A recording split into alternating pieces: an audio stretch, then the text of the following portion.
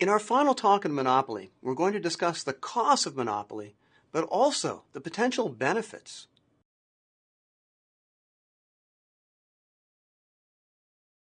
The major cost of monopoly is that compared to competition, monopoly is inefficient. It leads to a loss in the gains from trade, or a deadweight loss. Let's remind ourselves about the gains from trade under competition, and then we can compare with monopoly. Here we'll simplify with a flat supply curve, a constant cost industry. In this case, the total gains from trade go to consumers in this blue area right here. Now let's see what the total gains from trade, or total welfare, is under monopoly. We choose exactly the same demand curve and the same constant cost curve. We find the profit maximizing price and quantity in the usual way. Consumers, not surprisingly, get less under monopoly since the price is higher. Now, some of what the consumers lose is transferred to the monopolist in terms of profit. And as far as an economist is concerned, at least someone is getting these gains from trade. So the transfer is neutral. What's bad, however, is that total welfare falls under monopoly because no one gets this area, the deadweight loss. These are trades that from a social point of view are beneficial. The demanders are willing to pay more than what would be the cost of producing these goods. These trades, however, don't happen. Even though they're socially beneficial, they don't happen because they aren't profitable. They aren't privately beneficial. Think of a movie theater that is half empty. Surely there are some people out there who would value watching the movie at more than its marginal cost, about zero. So why doesn't the movie theater lower the price to these people?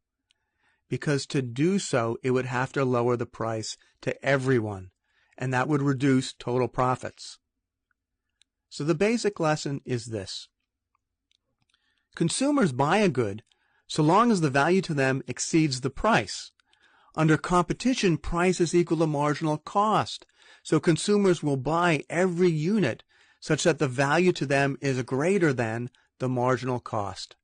That's efficient. Under monopoly, consumers also buy so long as the value to them is greater than the price. But since price is greater than marginal cost, we get too few units produced. We get a loss in the gains from trade.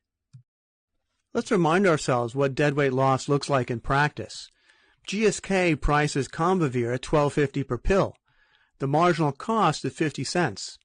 The deadweight loss is the value of the trades that do not occur because price is greater than marginal cost. Some people would be willing and able to pay $10 per pill, or $4, or even $1 per pill, and those prices would more than cover the cost of producing those pills.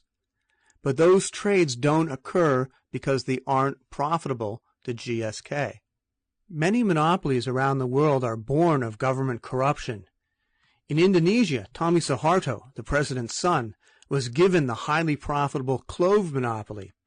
He used the profits from that monopoly to buy Lamborghini. Not a Lamborghini, he bought the entire company. These kinds of monopolies are unredeemed. They have costs and no social benefits at all. Some monopolies, however, do have countervailing benefits. Consider what would happen if the U.S. eliminated patents for pharmaceuticals. Competition, it's true, would drive down the price of existing drugs to marginal cost, as happens today as soon as patents expire, usually within 10 to 15 years after the drug first enters the market. But it costs about $1 billion to bring the average new drug to market in the United States, and R&D costs are not included in marginal cost. As the saying goes, it costs about $1 billion to create the first pill, 50 cents to create the second pill. 50 cents is the marginal cost, the cost of an additional pill. But to bring that first pill to market costs about $1 billion. If price were quickly pushed down to marginal cost, firms would not be able to recover their R&D costs, and the result would be fewer new drugs.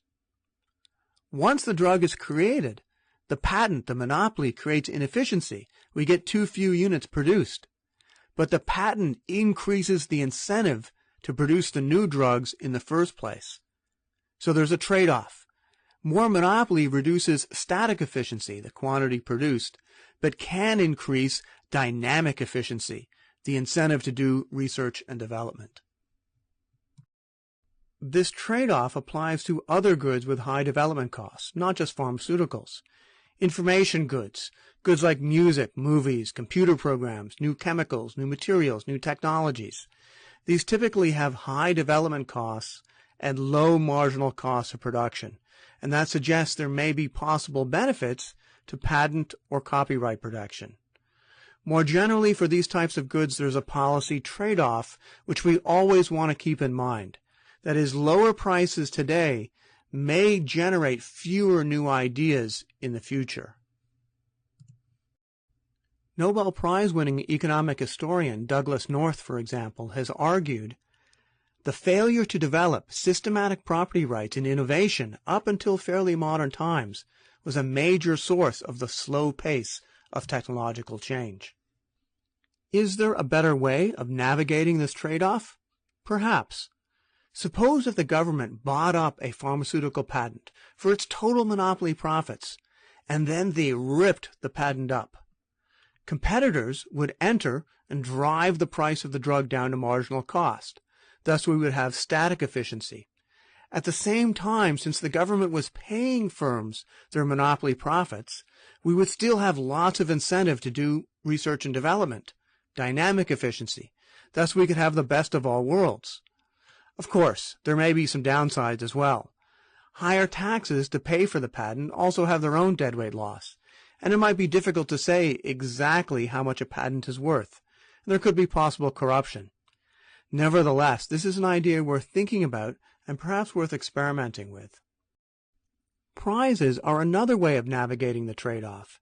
As with patent buyouts, the idea is that a firm is offered upfront its R&D costs, but the government only pays the firm if it achieves a certain goal.